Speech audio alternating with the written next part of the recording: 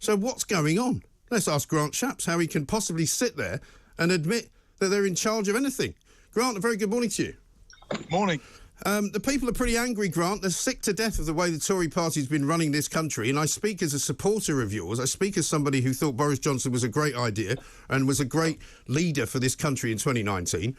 And I'm not going to put up with we had 2 years of COVID. I mean, the last 3 months has been a complete and utter disaster, hasn't it? It's not been good. I think you're right. I also supported Boris in 2019. I helped run his leadership election back then as well. And, you know, I do think that where we've gone the last couple of months, 2-3 months, as you say, hasn't been helpful. The one thing that we should do is look after the economy. It's if you know, it's almost what we're known for. And not anymore. I think there have been. I think there have been some brighter spots which are worth mentioning, including record low unemployment. I think the lowest since 1974, which sort of got lost in the fact that, you know, there are other things which weren't going right. So I think that's true. I think that was a diversion, and I think we need to get back to the basics of running a good, well-run economy where we look after the pound in your pocket, and that is what I hope will happen. Well, that's the problem, isn't it? You hope that will happen, but that's about all you've got is hope right now, because the problem for people out there is that if they were asked what they think of the Conservative Party now, I don't think you'd be very keen to hear the answer, because the pound in my pocket is not worth what it was. You know, the energy costs that we're facing, I don't even know whether you're going to be backing up people's energy costs past April or beyond April or before April, because the landscape keeps changing. You've got a chancellor who is in the middle of doing a budget. You lose a prime minister. You're now going to have another prime minister. I don't even know if you're going to have Jeremy Hunt as chancellor. I don't even know whether his plan for the October 31st statement is changing. I mean, do you know? So, first of all, let's get a new Prime Minister in place. Secondly... Well, how about we don't? How about we have a general election? Well, you've got a manifesto, right, which runs from 2019, when the election was held. As you rightly said in your introduction, there's a significant majority, and people want to see that manifesto carried out. You know, I think you've just revealed that you voted for it. No, I didn't, actually. Oh, did you not? No. I thought you said you were a supporter. No, I'm a supporter. It doesn't mean I voted for it.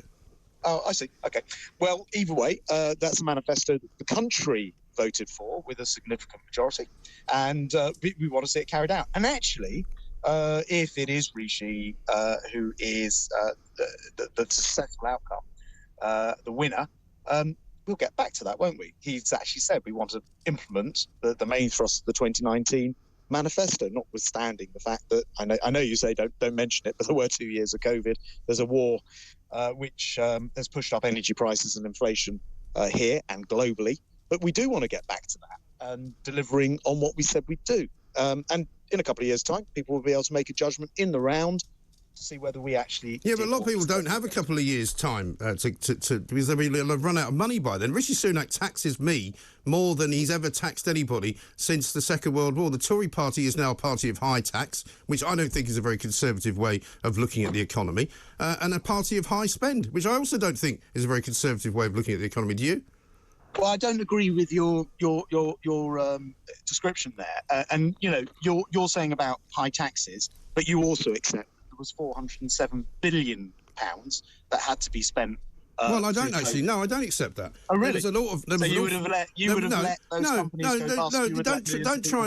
Don't try and be black and white about it, Grant. You know perfectly well that there were some things that were done during COVID which were ridiculously carried out. They shouldn't have been. We lost loads of money to billions of pounds of fraud, which apparently Rishi Sunak said it wasn't worth trying to get back.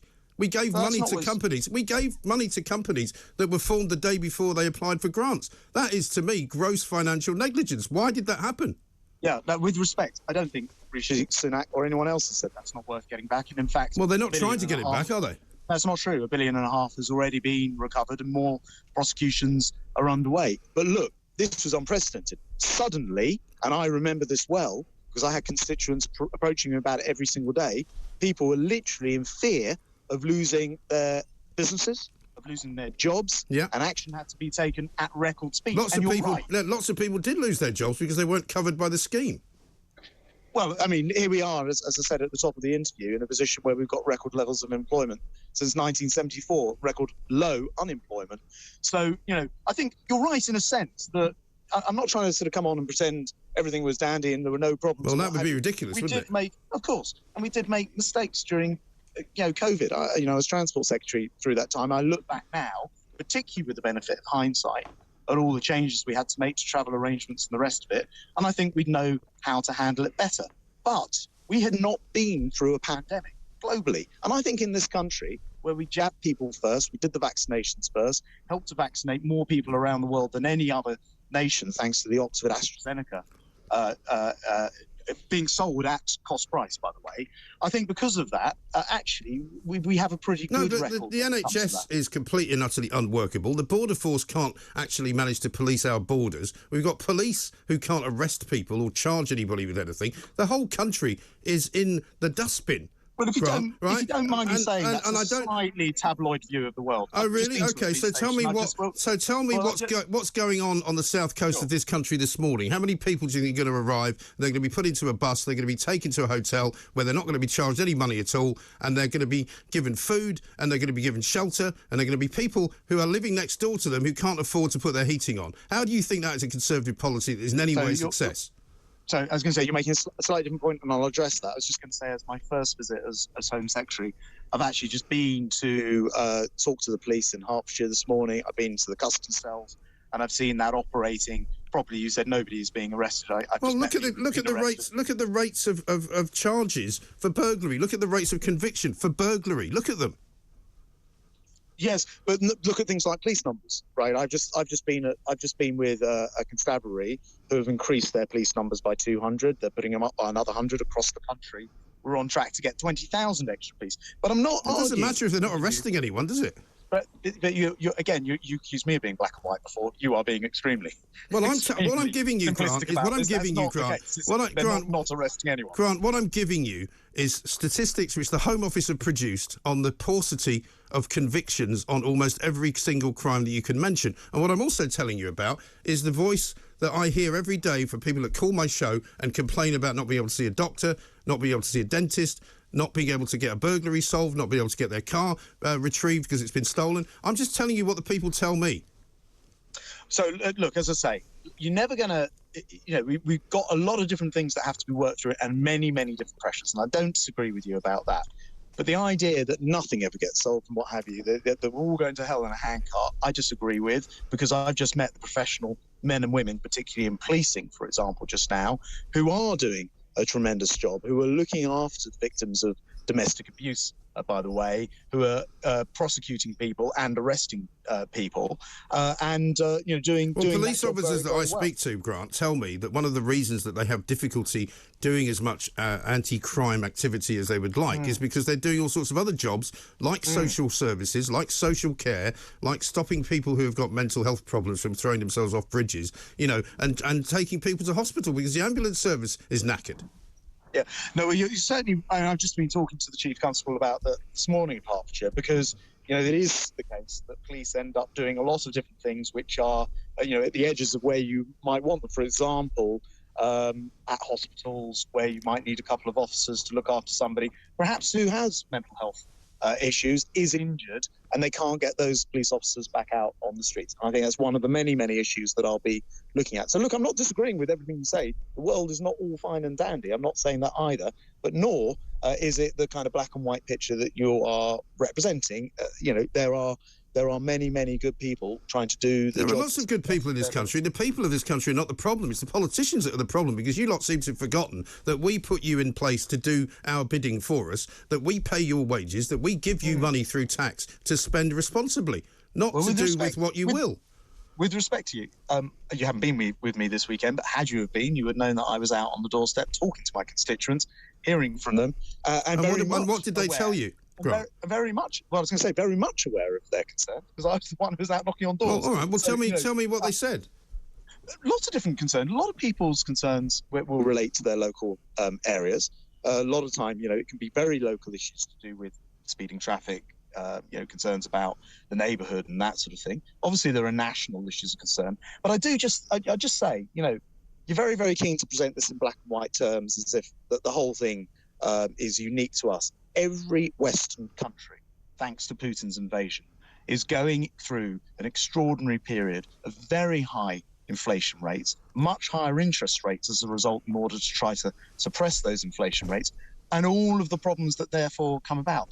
It's not simple to resolve those things. No, it isn't simple. But we are working. We are working. But the countries who have got the worst, the countries that have got the worst energy crises are those that have pursued net zero as well, aren't they?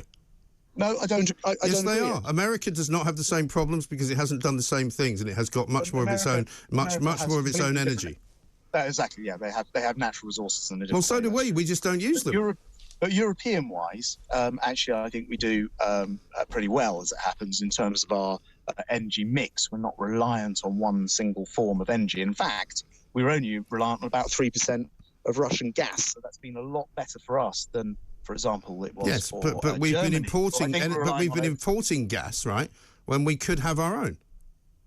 Well, obviously from Qatar, we import it from Qatar when we have our own gas. We got rid of our storage tanks. We'll have a mix of energy from lots of different things. But I'm not sure clear what you're arguing for there. My argument is that if we generated more of our own gas, which we stopped doing because of the green concerns of the people who seem to think that, you know, if you're green domestically, it's all very well not to be green on importing stuff. That's what I'm getting at. The vast majority of people in this country, majority of people in this country, Grant, if you talk to enough of them, will tell you that they would rather have cheaper energy and they don't care where it comes from. So, to be clear, you don't think we should be the world's biggest wind farm energy producer? No, I don't. You don't think we should have because it doesn't work. I don't think we should have nuclear power. Well, I disagree. If you've been in power for 12 years, Grant, if you'd had some foresight back then, you could have built some energy plants, you could have built some nuclear plants, but you haven't, have you? But hold on. I think you're right that nuclear has been very slow, and this government is investing, and we've got nuclear plants now will come through. That has been a historic problem, I agree. I don't agree with you about energy. It's now producing a huge amount of our power. We should be proud of the fact that we're a country. I don't think we should be proud of the fact that come April, Jeremy Hunt is going to expect us to pay £6,000 a year for our energy. You think that's fair? I do worry that you're saying things to your audience which actually aren't true. Like what? Jeremy Hunt has. Earlier you said you didn't know whether the energy guarantee would last till April. Well, he says it's going to last till April. That was his last statement. Earlier you said you didn't know. Well, I don't know. No, I don't know because. So I'm going to clear that up for you. Well, it will last till April, and then he said, "Will Rishi Sunak last till April?" Sorry, I didn't hear you. I said, "Will Rishi Sunak last till April?" Well, we'll see who wins the competition first for the leadership. You know, the point is, it's all very well, Grant. I'm not trying to be difficult with you, but the people of this country have seen the most ridiculous U-turning that anybody's ever seen in the history of politics in the last 6 months. You know, Liz Truss told us that the energy guarantee would last long beyond April. Then Jeremy Hunt came in and said it wouldn't.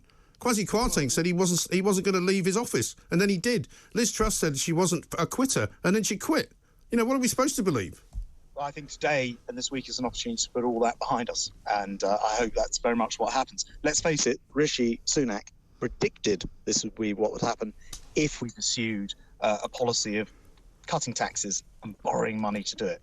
He's going to put that right, and I'm looking forward to seeing if he wins today. Well, to be fair, it was all his mates in the city that made it happen, wasn't it? Look, in the end, you can't, as Margaret Thatcher used to say, you can't buck the markets, and I think it does us well to remember that. And you've got to run a proper financial fiscal policy, and that's what Rishi Sunak will do.